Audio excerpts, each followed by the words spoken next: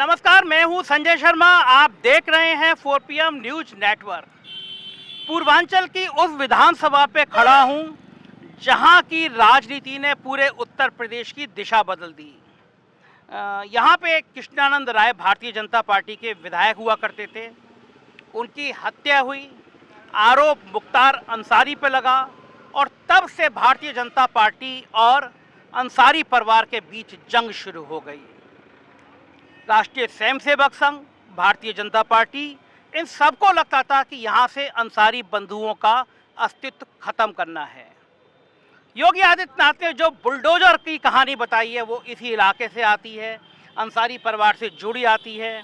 और एक रोचक इतिहास ये है कि सन 1985 से 2022 तक केवल 2 या 3 वाक्य ऐसे हुए हैं जब ये विधानसभा से कृष्णानंद राय या उनकी पत्नी अलका राय जीती हैं।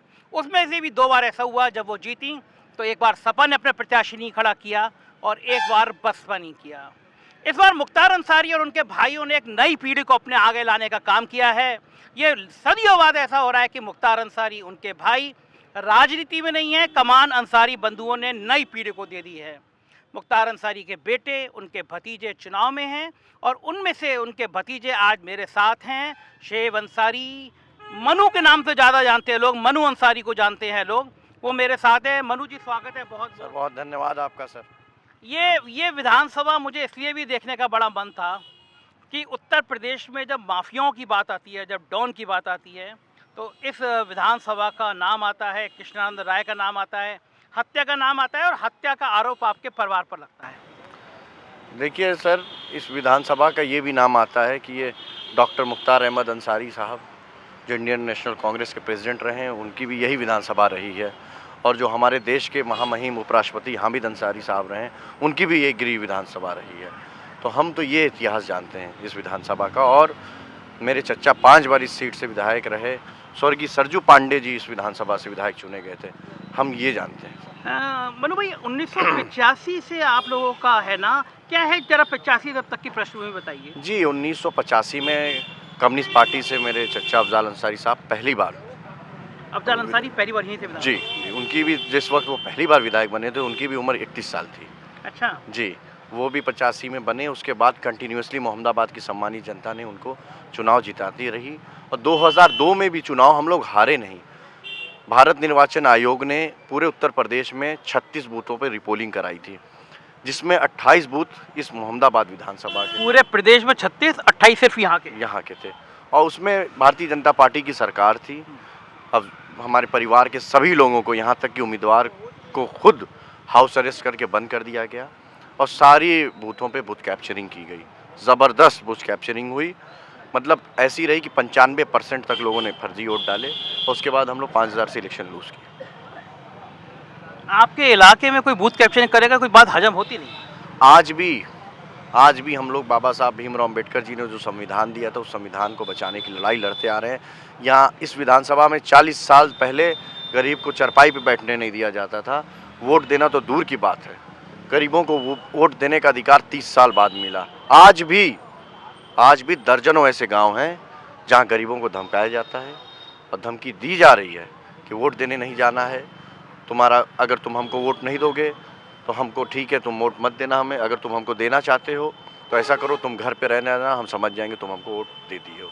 इस तरह की परिस्थितियां हैं। भारतीय जनता पार्टी ये आरोप तो आपके ऊपर लगा रही है और आपके ऊपर थोड़ा फिट भी बैठता है। आप अंसारी जी के, मुख्तार अंसारी के भतीजे हैं, तो ज़्यादा फिट तो आपके ऊपर बैठता है।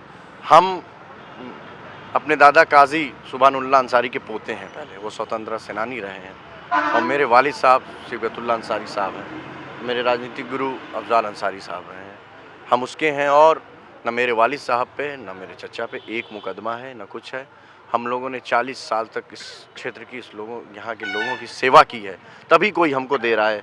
अगर हमारा उनका संपर्क और संबंध नहीं होता एक अटूट इस तरह का, तो एक बार के बाद दूसरी बार कभी किसी को कोई मौका नहीं देता है सर। 85 से 2002 तक ये सीट कंटिन्यू आपके पास जी सर, हम लोग राम मंदिर लहर में भी जीते थे कम्युनिस्ट पार्टी से ये चुनाव। कम्युनिस्ट पार्टी जी, फिर 96 में समाजवादी पार्टी से अफजाल चचा विधायक बने। 2002 से भी हम लोग लड़े, जीता हुआ चुनाव था, पर ज़बरदस्ती हराया गया। पर हमारे नेताजी, आदरणीय नेताजी मुलायम सिंह यादव जी ने 2004 में गाजीपुर का लोकसभा प्रत्याशी बनाया और हम लोग 2.5 लाख वोटों से ये चुनाव जीते थे। इस आपकी विधानसभा में मुसलमान तो बहुत थोड़े थे, आप चुनाव कैसे जीत जाते हैं? यहाँ के मोहम्मदाबाद की जनता सारा ही हमारे साथ एक परिवार की तरह संबंध है। देखिए, एक सगे भाई में ऐसा संबंध नहीं होता जिस तरह से यहाँ 40 सालों से एक संबंध चला आया है। 3-3 पीढ़ियों का संबंध है सर। उनका दुख सुख हमारा दुख सुख, उनकी आफत विपत में रक्षा करना हमारी जिम्मेदारी। हर खुशी में गम में एक दूसरे के हम लोग हमेशा साथ रहे, शरीक रहे। कोई भी जनता अपने नेता से ये नहीं चाहती खाना पहुँचाओ, बस ये चाहती है कि हमारे मान सम्मान करे, दुख सुख में हमारा साथ दे। हम जब बुलाएं तो पहुंच जाए मौके पे। और किसी को क्या चाहिए, हम लोग बिना बुलाए, देखिए खुशी में तो भले ना जा पाते, पर हमारे बड़े और हम लोग पर कोई भी है अगर दुख में है या उसके ऊपर कोई आफत विपत आई तो बिना बुलाए हम लोग उसके दरवाजे पर जाते हैं, चाहे वो हमारा है या दुश्मन हो या विरोधी हो या हमारा हो, हम लोग जाते हैं। आपके परिवार की जो रॉबिन हुड इमेज है, उसी ने योगी आदित्यनाथ जी का बुलडोजर निकलवा दिया। देखिए सर, इस बार नौजवानों ने ठान लिया है कि उत्तर प्रदेश में बदलाव होने जा रहा है और इनकलाब आ चुका है। तो आने वाली 10 मार्च को पता चल जाएगा कि क्या किसने क्या किया था, क्या सही था, क्या गलत था। जनता में बहुत रोष है, हम लोगों को बसाने वाले हैं। आप अभी यहाँ से 1 किलोमीटर आगे चलिए, नगवा नौपुरा गांव है, हमारे दादा नो शक्करपुर, हमारे बाढ़ आ गई थी, डूब गए थे लोग, कुछ नहीं बचा था। यहाँ मौजूद हैं उस गाँव के लोग, गांव का गांव बसा दिया गया। 1 रुपये भी किसी से नहीं लिया गया आज तक, ना उन लोगों के पास अपने मकान के ज़मीन के कागजात दे दिया गया। इसी तरह संबंध हम लोग का चला आया।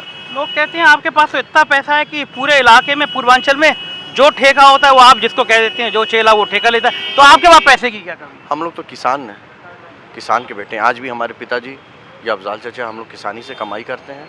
हाँ, ये फ़ख्र है कि हमारे पास जितना था हमने लोगों को बसाया है, बनाया और लोगों की मदद की है। देखिए, कोई भी चीज़ यहीं रह जानी है, बाहर नहीं, ऊपर नहीं ले जा सकते आप। तो जितनी भी हमारी चीज़ें थी, जिसकी जहाँ ज़रूरत पड़ी हम लोगों ने, अभी हमारे आगे जाएंगे तो नागा बाबा का एक मंदिर पड़ता है, वहाँ के लिए बिगहों ज़मीन दादा ने उस मंदिर के लिए दान कर दी। वहाँ लड़के आज भी फुटबॉल खेलते हैं, क्रिकेट खेलते हैं। नागा बाबा का बहुत ऐतिहासिक प्राचीन मंदिर है, जहाँ हम लोग भी सब लोग जाते हैं। हम लोग तो इस तरह के लोगों के सबके सुख दुख में साथ हैं। आपको बाबा के बुलडोजर से डर लगता नहीं लगता है? हमको महंगाई से दिक्कत है, बेरोज़गारी से दिक्कत है, जो भ्रष्टाचार हो रहा उससे दिक्कत है, शिक्षा कहाँ चली गई, चिकित्सा कहाँ चली गई, उससे दिक्कत है। इनसे हमें लड़ना है। अच्छा, आखिरी सवाल मनु भाई, आप जब क्षेत्र में जाते हैं तो सबसे बड़ा मुद्दा क्या है समय क्षेत्र में? बेरोज़गारी, महंगाई बहुत ज़्यादा, जुल्म अत्याचार और भ्रष्टाचार तो इतना हो गया है कि कहीं भी आप चले जाइए, बिना पैसा दिए हो ही नहीं सकता। यहाँ तक कि जो डायल 100 थी हमारी सरकार में दी हुई, अगर हम फ़ोन करके बुलाए हैं, कंप्लेन किए हैं, तो हमारे पास पुलिस आती है, हमसे लेती है 500 रुपये और दूसरी पार्टी से कहती है कि भैया वो 500 दिया, अब आप 2000 दिए तो हम सुलह कर देंगे, नहीं तो कर देंगे। इस तरह की परिस्थितियाँ चल रही हैं। हर लोग परेशान, थाने चले जाएँ, कोई भी काम, ब्लॉक चले जाइए, आप तहसील चले जाइए, हर जगह भ्रष्टाचार चल रही है। कोई सुनवाई नहीं है, किसी की नहीं सुनवाई है। हम लोग अंसारी परिवार ने अपनी नई पीढ़ी को आगे किया है, इसका क्या राजनीतिक संदेश है? देखिए, हम लोग 10-12 साल से क्षेत्र में काम कर रहे थे। दिल में एक ललक थी, चाहते थे कि लोगों को मदद करें, उनके और आगे ले जाए। देखिए, एक जनरेशन गैप था, उसको भी दूर करना था। और हम लोग 40 साल तक जिस तरह से लोगों की मदद हमारा परिवार, हमारे बड़े करते आए, अब उसको आगे 40 साल और उस विरासत को हम लोग ले जाएंगे। पढ़ाई कहाँ से की आपने?